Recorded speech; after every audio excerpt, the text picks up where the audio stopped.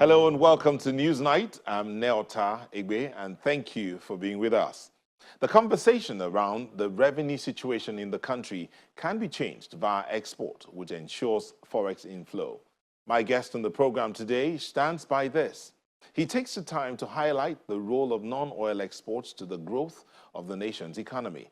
He outlines the task before the midwifing agency, whose various interventions for exporters, the youth, women and persons with disability have seen the acceptance of Nigerian products in the international market gradually improving.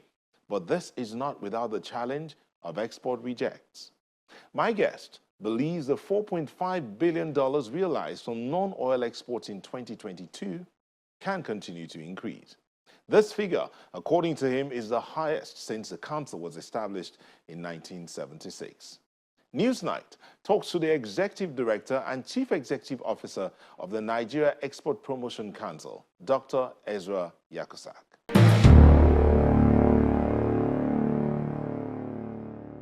Dr. Ezra Yakusak, thank you for joining us and welcome to Newsnight. Thank you for having me. We'll just go straight in. The Nigeria Export Promotion Council. Now, there are very few people who would know that this organization or this council has been in existence since 1976. Just run us through what this council is all about, besides just ensuring that our exports are accepted globally. Well, this council was set up, like you said, in 1976. We were set up basically to promote the development of non-oil export and ensure the diversification of Nigerian products. The essence is why setting up the council? Why promotion of non-oil export? The idea behind it, or the wisdom behind setting up the council, was because at that point, if you recall, Nigeria, there was so much, which is still the case, reliance on oil products. I mean, crude oil and petroleum products. But the government of the day felt the need to diversify. And because of the discovery of oil, many other products that had great potentials were neglected. You could remember the cashew pyramids in Kano, and a lot of the cocoa, and of course, several other products like cassava, and also the palm tree, which many other countries came here, and we actually trained them. And so there was need to place more reliance on non-oil export as against total reliance on oil export or oil. And that informed the need to set up the Nigerian Export Promotion Council. And since then, 48 years ago, we've been doing what we know how to do best, i.e. promoting non-oil export. Okay, so at that time, at a certain time, Nigeria was known for this agricultural produce, the groundnut pyramid, you talked about it. Now, but it looks as if our focus on this product dwindled, because even though we were known for this, we appeared to have neglected the value chain. Wasn't that part of what the council was supposed to have done? Yeah, that is it. And that's why the council was set up, like I said, because we neglected, when you said we as a nation, we neglected the value chain and we neglected the essence of these products. And by the way, there is no country in the whole wide world that is economically buoyant or viable without non-oil export. Check it out. Any other country thrives on non-oil export. And if that's the norm, if that's the situation, why are we leaving Nigeria? Why is Nigeria out? Why are we so much relying on oil? Tell you the truth. The oil that was supposed to be a blessing, if you look at it today, you will agree with me, is more of a curse, because a lot of other products that will have potential have been neglected. A lot of other products. And that's why you hear us talking every day. We're sensitizing Nigerians on the need to export, on the need to refocus. And we have so many products. Last year, in our non-oil performance report, we exported 214 products to 122 countries. 214 products to 122 countries. So we have so many products that we can export. But and I can tell you that our products are being sought out after. I mean, a lot of countries, if you go anywhere, you will see, if we go for international trade fair, you will see how they are asking about Nigerian product, our ginger, and so many other products. Before we get to the products themselves, let's look at one of the areas of your responsibility. Yes. I mean, yes, you talked about ensuring that our products are put together and sent out to the world, but the area of policy advocacy. In your earlier submission, you talked about we being neglecting the non-oil exports part of our economy, focusing more on the oil. So in doing this task, how much of conversations do you have with the government so that the policy of government can help in ensuring our exports are increased? Okay, I need to tell you that, yeah, government have been trying, its best, but of recent, the new administration of Asiwaju Bola Ahmed Tinubu, the moment he was sworn in, there's this policy advisory council report, and a lot of premium was placed on non-oil export. If you look at page 31 of that policy, that policy analyzes the need to rely on non-oil export as a means of survival in the country. And that policy also advocated issues like a dedicated port or dedicated airport for export, and the need to build infrastructure straight to those airports. That policy also, serializes also the need on a PPP arrangement to establish trade houses or warehouses just for export. So, like I said, this administration, the moment they came, that was one of the first things they did in non-oil export. And what that did to us is that it's like, hey, you have to also hit the ground running. In other words, it took instead of you going to advocate for the policy, they brought the policy. They brought the policy. And of course, of recent, there is this policy that was recently launched, the trade policy. We've never had a trade policy for a long time, but the policy was recently launched by the former Minister of Federal Minister of Industry, Trade and Investment. The policy was launched, and of course, it's Trade Policy 2023 to 2027. And if you look at Chapter 4 of that policy, it also, the main thrust of that policy under Chapter 4 is also non-oil export. And so we have policies. What we need to do is to ensure the implementation of those policies. We have to follow those policies to the letter, because with what has been captured in those policies, I'm very sure the non-oil export space is about to change. Interesting time to say. So let's move on now and look at the non-oil exports from Nigeria. What are these products that we have? You mentioned ginger earlier. We do know that Nigeria is one of the highest producers of ginger, if not number one. Nigeria is number one producer of yam, for instance. Nigeria is also the highest producer of shea. But the products from shea, we lose out on that because of processing. So what are these products that we have? I mentioned a couple of them.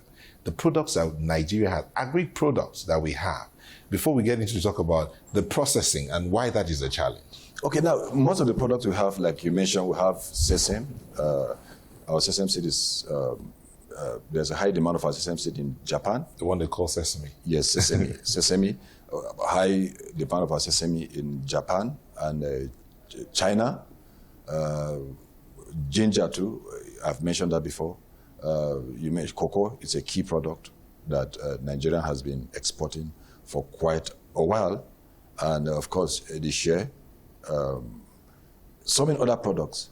But one of the things we do in NEPC is to discourage the export of raw commodity. We discourage that. Because once you export raw commodity, you are exporting jobs. You are actually exporting our jobs if you don't add value. Let me tell you, our sesame, cashew, and I think cocoa, we produce about 770,000 metric tons of sesame, cashew, and cocoa. Out of which, that's 770,000 metric tons, out of which about 12% is consumed, 12,000 metric tons is consumed locally. The 758 metric tons is exported. Guess what? only 16.8% of that is actually processed. So what that means is that we export raw commodities, and we invariably expand industries of other countries. We invariably create employment or generate employment for their youths. Because if you are adding value, you have to employ other people to help add that value. And that's what we are talking about. We actually discourage export of raw commodity, but encourage process or manufacture product. But in encouraging this thing, for instance, we do know that at one time you're having conversations with cocoa farmers who want to expand. You're telling them to process and they want to expand their farms instead. What has it been like actually setting up processing plants for these products? Is the NEPC setting up the plants or getting investors to set them up? Oh, okay. Like the one we did was cashew farmers. We met them because cashew is one of the highest. I mean, that belt, the cashew there is of high quality, and it's a very high quality with high nut count. And so we met with the farmers. We listened to them, and we realized, like I said, is that they export these raw commodities, and we felt there was need for intervention. So what we did was that we brought these farmers together, and we had a common arrangement, i.e., to set up a cashew processing plant so that they can add value on the cashew before exporting. And what the NEPC agreed to do is to actually order for the plant while they built up. Because see, government cannot do everything. The essence of government is to create an enabling environment for businesses to thrive. So by the time we do that, hopefully, if they see the value, if they see the benefits coming in, hopefully, on their own, they can also replicate that program and set up other plants. But that's the first thing we're doing now. We're in the process of ordering the plant in Vietnam specifically. And that's what we're doing. Like I said, we do that to encourage the farmers. We do that to add value. We do that to ensure that our exports from Nigeria have some major high volume or high measure of value addition.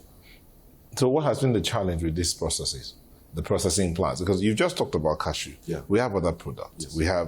We have cocoa. We talked about cocoa. We have ginger.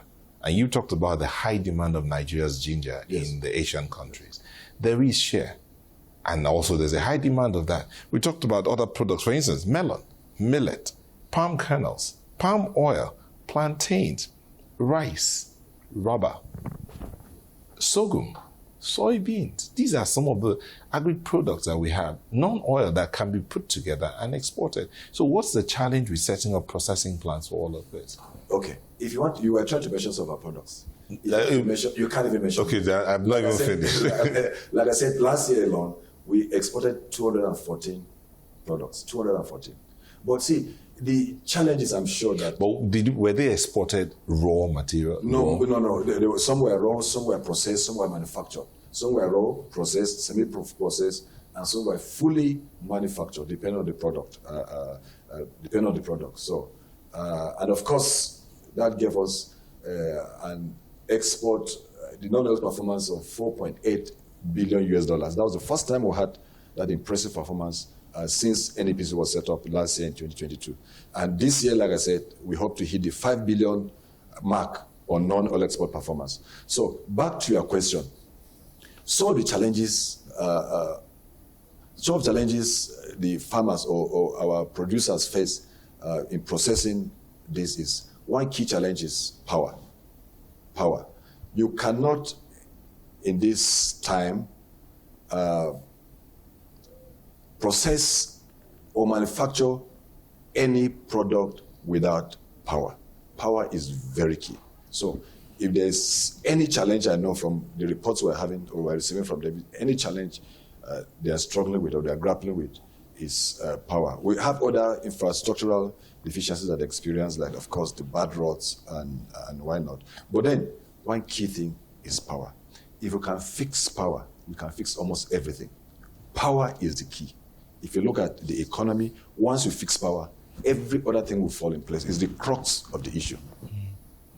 What about the question of storage and how these agri products are even grown?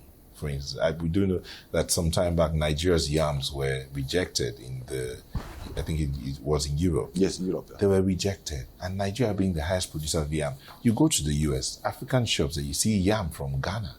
But the taste of it is not as good as the taste of Nigerian yam. Yes. But Nigerian yams are not exported that much. So, and one of the things that were pointed out was the fact that the process of growing the yam, there was too much of chemicals in it. Is that also being looked at? Yes. How much of conversations are you having with the farmers about all of this? All right. You see, one of the things we do in NEPC is to train farmers. We provide technical training and support to them. And one of it is what we call good agricultural practices, GAP. Because some product, you have high pesticide residue, beyond the maximum allowed. Like we had a report from Japan. They wrote us rejecting some products from Nigeria, i.e. sesame, because what they said was that sesame, the pesticide residue was about 19% over that accepted residue in Japan. And so these are some of the things, the challenges we're having. But the farmers, some of them, they apply these chemicals without even knowing the impact. Not even export, even to their health. We're not even talking about export now, even to their health. So I think there's need for us to increase the awareness, because once people are aware, nobody will engage in that practice deliberately to even harm himself and his family. We're not even talking of export, because before you export, they consume. If you'll agree with me, they consume. So, but in terms of yams specifically, apart from the issue you mentioned, one of the key things in yams and most other products is packaging. Now, most of these countries abroad, they have their standard of packaging. And don't forget, the international trade or export trade is a competitive trade. You have other countries competing for the same market. And so once your product is not well packaged, once your product is not the standards are not maintained, of course, the chances of rejection will be very, very high. And that is what we discovered in terms of our yam and many other products, packaging. But like I said, we've been trying our best. About a month ago, we invited we organized a packaging session for women, only for women. Here in our office, we train women on packaging. It was a 3-day program. We trained various women from different sectors on packaging. And we brought packaging experts to actually sensitize them and train them on packaging. So packaging is very key. And these are some of the challenges we're having in non-oil export. But again, the matter of consumption before selling still is there. Yes, I was going to take you on the bit about how do they even get the products out of the farms into the market space. And when this government came, they talked about reintroducing the commodity boards. I'm sure that would also ease the work of the NEPC. But putting all of that together, the Nigerian farmer first is thinking consumption. Of course, he wants to make money from his agricultural products, but he's also thinking about how to feed his family. How does that affect the amount of products that are taken out? And how does the NPC manage this kind of situation? Okay, now I appreciate the fact that, yes, the Nigerian farmers, of course, we have to feed our nation in any case. If we don't feed our nation, we can't export. It is when there's what we call food security that we can actually export. And I'm happy that the president is also looking into that direction. He has declared from the reports I received an emergency in the area of food, and why not? So, but that is very key. We have to feed our nation before we think of export. Now, back to your question. Once we scale up production of our products, those issues will be totally eliminated. We'll have more. Because see, our weather is one of the best in the world. Our products are one of the best in the world. We are hardworking. We have the land. What else do we want? So once we scale up production, and that's where government will step in, there has to be a deliberate policy, a deliberate action, and that should be sustained to encourage farmers to target specific products for export. During the President Olusegun Obasanjo era, I remember there was this cassava project he did, and farmers were encouraged to farm cassava. They were encouraged to farm cassava. And that even led to a glut. That led to a glut. So if there is a policy where government can target and look at specific sector or specific products and encourage them to farm with incentives, I am telling you, we won't lack food in this country, and we won't lack products we need to export. You've mentioned again that's where government intervention, Yeah. and I know that your organization has to deal across board. Where's your point of convergence? Because the products you mentioned were mostly agricultural products. The products exported last year that gave us $4.8 billion. You say, and you say that's history. Yes. Historical. So, where is the point of convergence for all of these products? Okay. NEPC as an organization interfaces, I will start from there, interfaces with all other organizations. We interface with Custom, we interface with NAFDAC, we interface with SON, that's Standard Organization of Nigeria, we interface with the NAQS, that's the Quarantine Service, NEXIM, who provide finance, that's the Nigerian Export-Import Bank, of course, NEPC, even NIPC, that's Nigerian Investment Promotion Commission. We interface with a lot, and the Ministry of Agri. We are partners. There are so many committees. If the issue, depending on the issue, we involve all these partners on specific issues or specific programs. And so NEPC is like you said, is like the center of it, or when it has to do with the non-oil export. We are at the base or at the center of it and trying to give advice and direction on non-oil export. And that's what we do basically. What are the challenges with that convergence of all of this? Well, because there are times when you would have, for instance, you recently opened up trade houses in Egypt, right? Yes, and in China. Yes, please. There are times when you want to move on these things. You're thinking we need to promote Nigeria's export. But the customs, for instance, will have something. They have their own policies and laws that may be at variance with your plans to promote Nigeria's export. How do you deal with those? And have they at any point in time been a challenge to the point that you lost products? No, you see, you are dealing with human beings. You are dealing with people. Even in your family, there will be conflict. That's the truth about it. But how do you go about resolving such conflicts? How do you do it? Advocacy. You talk to them, you appeal to them. Once you talk to them and they understand or they appreciate your viewpoint, everything will be resolved. And most of the times, by the time you talk to whoever is the chief executive of that organization, and they appreciate it. That's all. So, to the best of our knowledge, we've never had issues with most of these organizations. Not much. But we've had issues with rejection of Nigeria's We've had several issues with rejection of Nigerian products, and some of the cases is because it's not regulatory, it's not the issue of any government agency, it's the exporters themselves. Because these people have standards, like I mentioned. Every country has its own standards on importing products. So if you don't comply with such standards, the project will be rejected.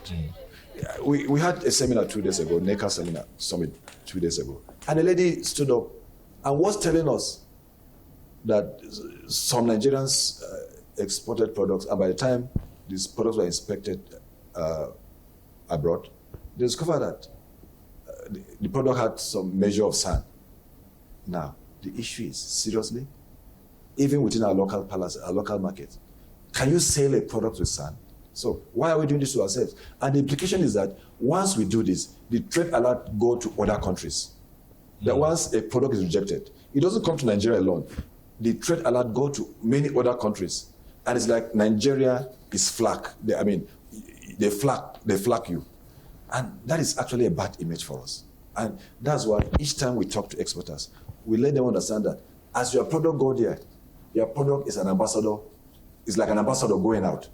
So it's just not about you making profit or earning foreign exchange, but it's about representing the interests or the image of Nigeria. So, but that's when you're dealing with products. So, Yes, besides educating these exporters, for instance, you recently had some meetings in the United Kingdom around this area. What was the outcome of that? That meeting was, by the way, you need to know that the essence of that meeting, or the rationale behind even visiting the United Kingdom, was because of the cases of incessant rejections of our products. So we came up together and we set up an interagency committee led by NEPC, and we went to the UK. And of course, NAFDAC was there. We had the quarantine service. Nigerian Custom was there. Federal Ministry of Industry, Trade and Investment was there. And a lot of other agencies. So we went there and we interfaced with the various regulatory agencies in the UK. We even visited their ports. They showed some of our Nigerian products that were rejected. And so the feedback we got was that our products were mainly rejected because of lack of compliance with their import regulations and poor packaging. No matter how your product is good, if it is badly packaged, nobody will even buy it, even in the local market. The import regulations, for instance, did our exporters not know about these regulations? But you see, before you export, you don't just export like that. You can't enter a market without making some research. No, the question is, the Export Promotion Council, are you helping to educate these probable exporters in Nigeria about these import regulations? We do that. In 2022, we organized 227 various seminars or training sessions, and 28,000 people were in attendance. 28,000? 28,000. We have the records, we have their names, we have their phone numbers. By the way, we have 34 state offices all over Nigeria, in 34 states. So that makes it easy for us. We have more people exporting or willing to export products than 28,000. But when you put up an advert, people have to indicate interest. You can't force anybody to come for your program. You put an advert in the radio, in the newspapers, to inform people or to tell people that, see, we're having this kind of program at this venue, and it's free. And nobody comes, or few people come. What do? There's a limit to what you can do. Probably, maybe, somebody suggested the other time that maybe all our programs are usually free. That by the time we start maybe charging a particular fee, people will now think, come, I think this is... You're charging a particular fee. The NEPC is not a revenue generating agency. That's the issue. So, but all our programs are free. All our programs are free. So we had over 28,000 people coming to our program. So we've been trying our best. Almost on a weekly basis, there's one form of training or the other in NEPC. One form of training or the other. I mean... And how productive have those meetings, those trainings been? If you want to know how productive these trainings have been, you see the non-oil performance.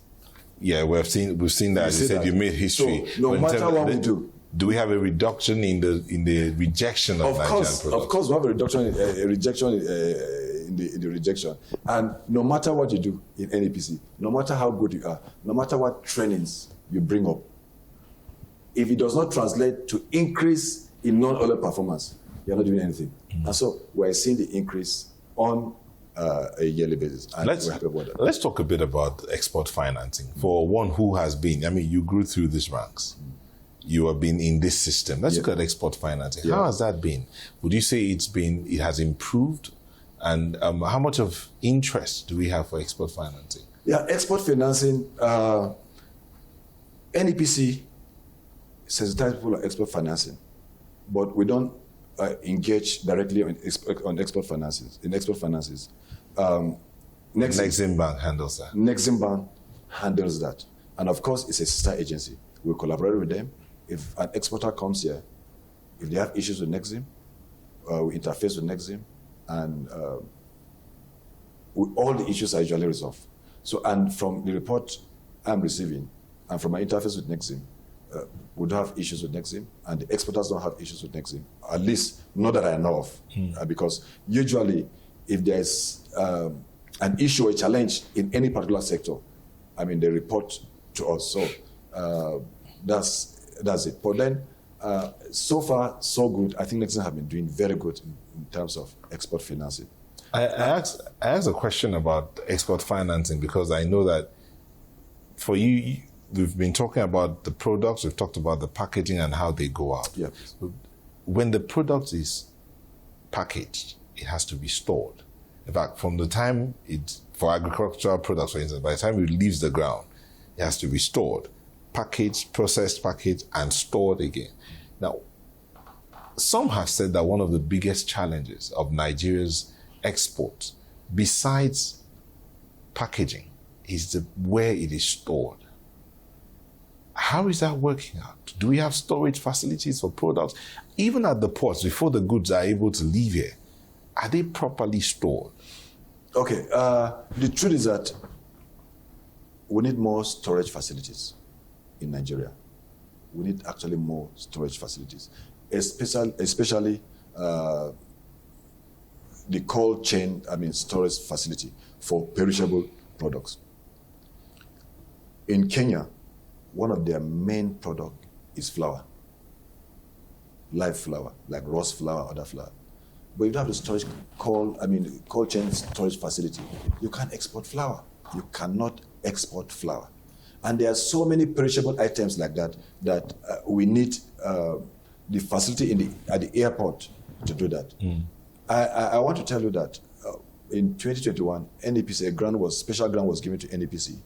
And we have this PPP arrangement to create storage facilities in various airports in the country with a private firm to create or establish storage facilities in various airports in this country. And so that's what we are doing right now, because we discovered that where the shelf life of a product is short, we need a storage facility to normalize temperature. Yes, before export. So these are some things how's that working? Would those storage facilities be product specific, or would they be generalized storage facilities? No, it depends. It depends on the product. It will be generalized, but it depends on the product that can be admitted. Yeah, because you talked earlier about the policy about setting up specific ports for specific products, so to speak. So with the airport, with the storage facilities in those ports, whether airport or land or seaport, would they be specific for those products? Perishable products. Perishable with a short life, a short shelf life. Perishable products with a short shelf life. These are the products that can be considered. And like I said, that also was mentioned. I was happy when I read the report of the Policy Advisory Council report of Mr. President. I was so happy when they did a good job. I saw those storage facilities in there. And so that's the direction of government. We started that in 2021, and I'm happy that's also the direction of this government. We'll do everything to ensure that we improve our non-oil export. So you said you're targeting $5 billion in exports this year. This year. At what state are you right now? This is the middle of the year. Yes. Can you say where you are? Well, I can tell you we're compiling our reports. By the way, these reports are given to us by various pre-shipment inspection agents that have been set up by the federal government under this Pre-Shipment Inspection Act. So we're compiling the report. By next week, I think we should be able to give you a full report on where we are in terms of our half-year non-oil export performance for 2023. But talking about shipping, that's one area that you need to also work on as well, as in relate with the Shippers Council and all of that to ensure that the products go out. How's it working for you in this area? Well, you see, in terms of shipping, there is something we realize at Nigeria's Proportion Council, i.e. the fact that goods being exported stay up to sometimes 1 month at the ports because of congestion. Things have improved now, but then a year or two back, goods just within Lagos will stay up to 1-2 months. They can't access the port because of congestion.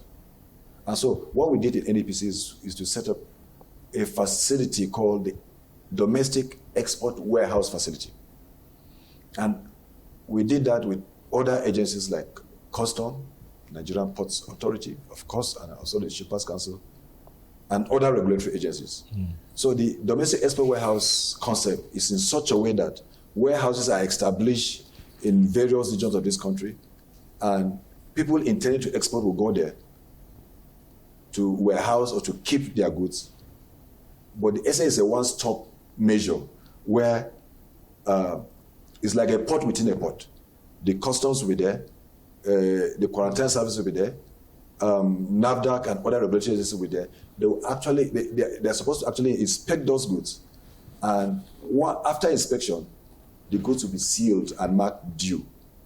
Once that happens, those goods are transported from the due facility straight to the ports without any further inspection by any agency, including the custom, because the custom will seal those goods and it goes straight to the port. Is the customs that comes to seal them in the warehouse? The custom will be there to seal those goods. So these are some of the things we are doing. So far, as I'm talking to you now, the one in Kaduna is ready for commissioning, that I can tell you. But we have others that are working. The essence is to address this issue of supply side constraints and this high congestion. I mean, almost everybody going to the same port, just one port. And so these are some of the things we've been able to do to address the issue of shipping or constraint in terms of taking the goods to the ports.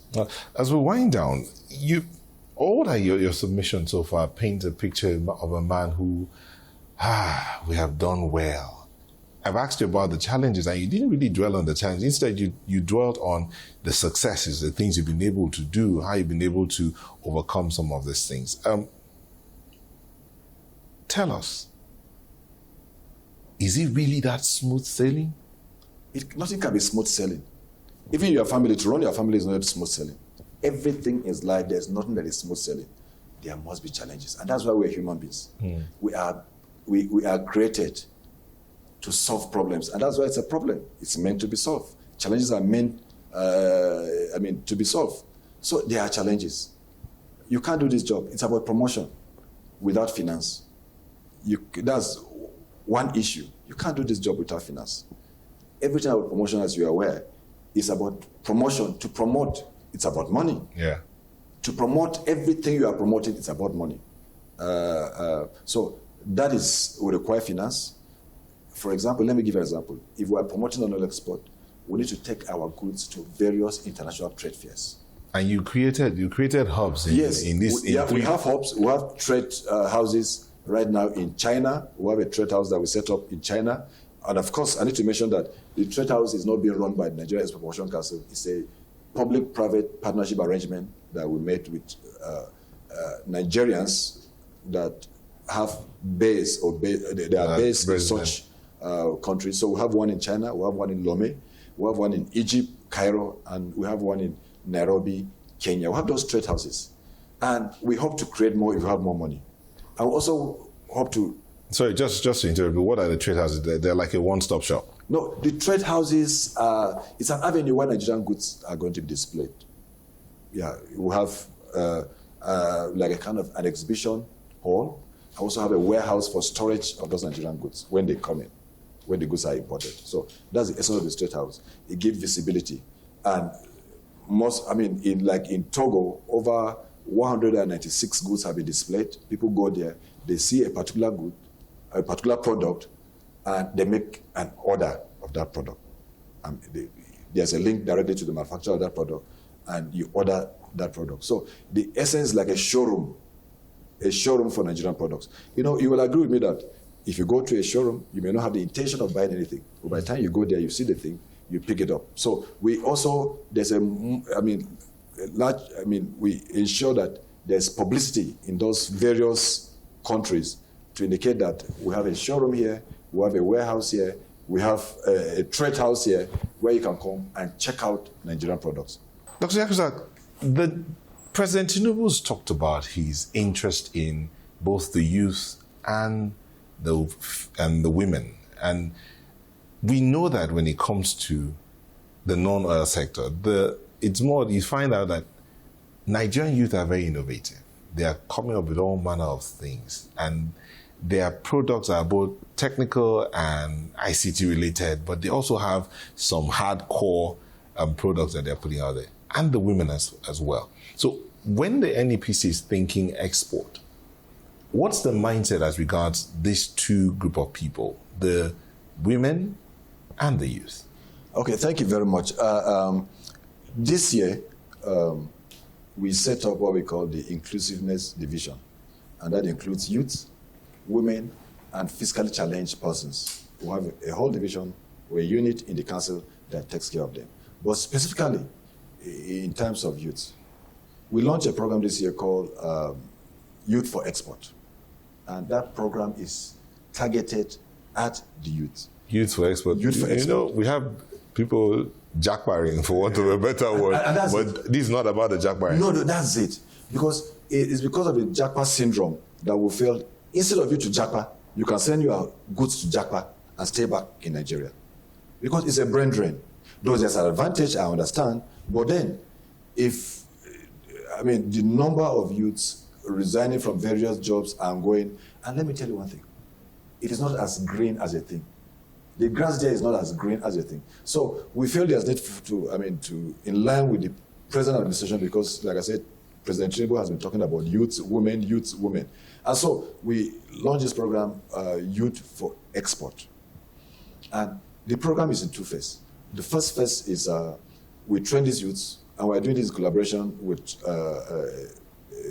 an exporter, an experienced exporter. We identify these youths, train them, and take them to the exporter. We introduce them to the exporter to handhold them, and they will now engage in fiscal export. That's the first phase. The second one is the one we launched about 2 or 3 weeks ago. No, sorry. Let's clarify some things. You identify the youth and the products they have. Yes. The non-oil products they have. Yes, please. So you train them. We train them.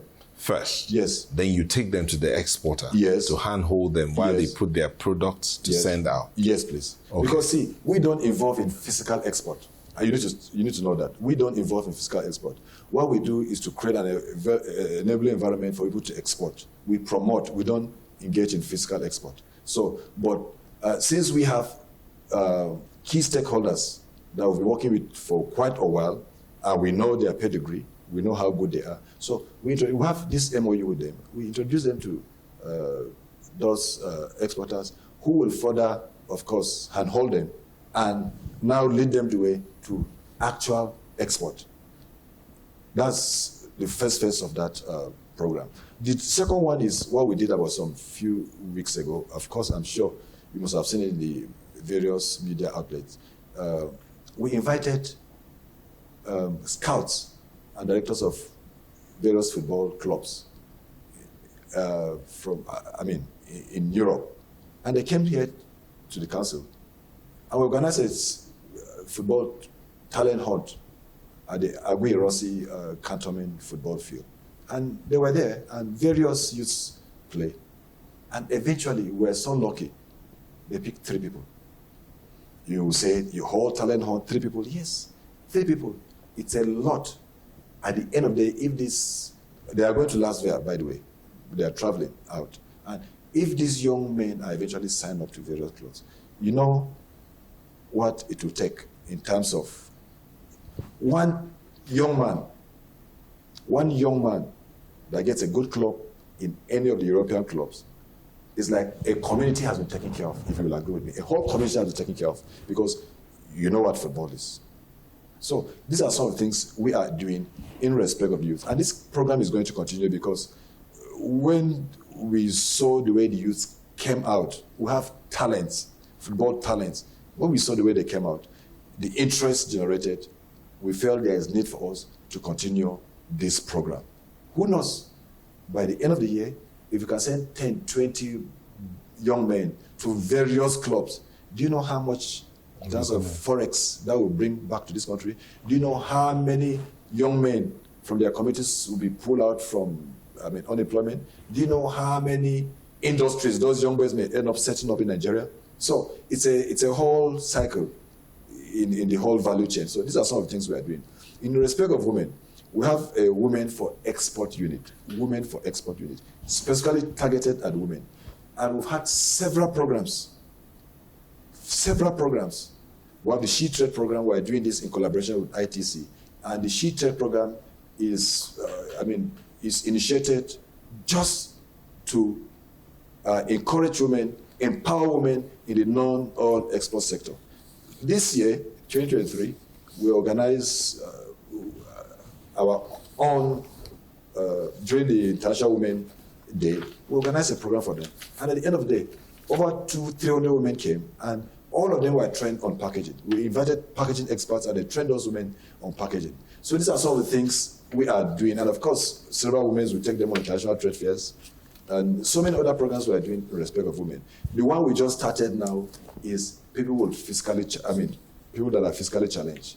Right now, because we don't have to leave anyone behind. Right now, we're planning to organize a sensitization program on export for people that are fiscally challenged. These are some of the things we are doing in that area. No, sorry, I just remembered something here. We talked about agricultural products before, but Nigeria is blessed with precious stones, solid minerals, tin, limestone, coal, gold, lead, and zinc. Let's not talk about uranium and all of that. And how is it working out, seeing that there's all manner of illegal mining going on in Zamfara, even in Cross River? Yeah, that's, by the way, those products you just mentioned are non-oil products. So they are under the purview of the NEPC. But there are challenges which you are aware. Issue of illegal mining. And apart from that, because of the nature of those products, you cannot just monitor those products to get data. It's very difficult. Unlike other products like ginger, that, you can't export ginger except it's physical, you see it like that. And the other products, you could just take a small bag, worth millions of naira or maybe dollars. And so these are some challenges we are having.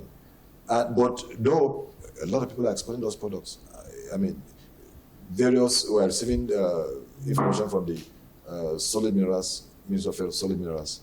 A lot of people are, by the way, before you export, you have to register with solid minerals in respect of those products. But like I said, those products will have challenges. Challenges in terms of monitoring, in terms of getting data because of the activities that are going on, i.e. illegal mining. And so that's why we need the collaboration of other government organizations to assist us once we can curb those issues of illegal mining and why not. Of course, you are aware there are a lot of foreigners, I understand, that come to Nigeria, get those products, and go out through various other means that is not accepted. So these are the areas we need to look into. What about services? Yeah, services. Information technology, telecommunications, entertainment. Yes, services. See, services is very key. It is in a bid to even get data from services that will even introduce this football talent hunt. Because you hardly get the data from services. For example, it's a service. It's intangible. It's not a product that is tangible. It's a service that's intangible. Somebody can stay in his bedroom and offer a service to somebody outside this country, and he gets paid. He will never get to know it. He will never know. Or is it our musicians that are making waves all over the world? How do you track them down to know how much they bring into this country? So these are some of the challenges we're having in respect of export of services. But this year, we also set up a services division headed by a deputy director. And we're going to have the first national conference on services on 19th of this month. That's July, 19th of July. We're having the first ever national conference on services where these issues will be discussed, and hopefully we're going to get a blueprint on services that we can work on. In closing, what word would you have for those in the non-oil industry, non-oil sector, who might have goods to export, and the Nigerians, to let them know that we have products out there that you can also promote here? Well, my last word is to appeal to Nigerians to look at the non-oil export sector and revive our economy. Because see, once you export, you get foreign exchange. And there's anything Nigeria needs badly now, which you are aware, it's foreign exchange. And because of that, last year we launched what we call an Export for Survival campaign.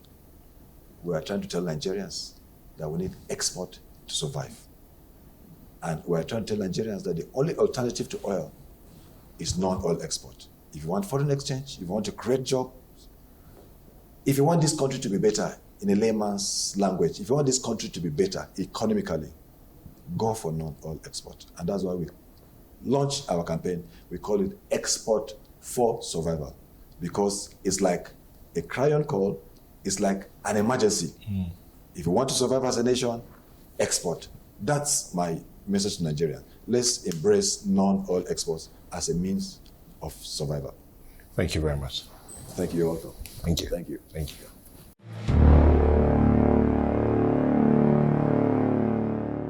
That's our program today. We would, of course, like to hear from you on the conversation. Our social media handles are right there on your screen. You can also listen to this and previous episodes of the program via our podcast. Please visit our website, channelstv.com/podcast to get started. I'm Neota Igbe.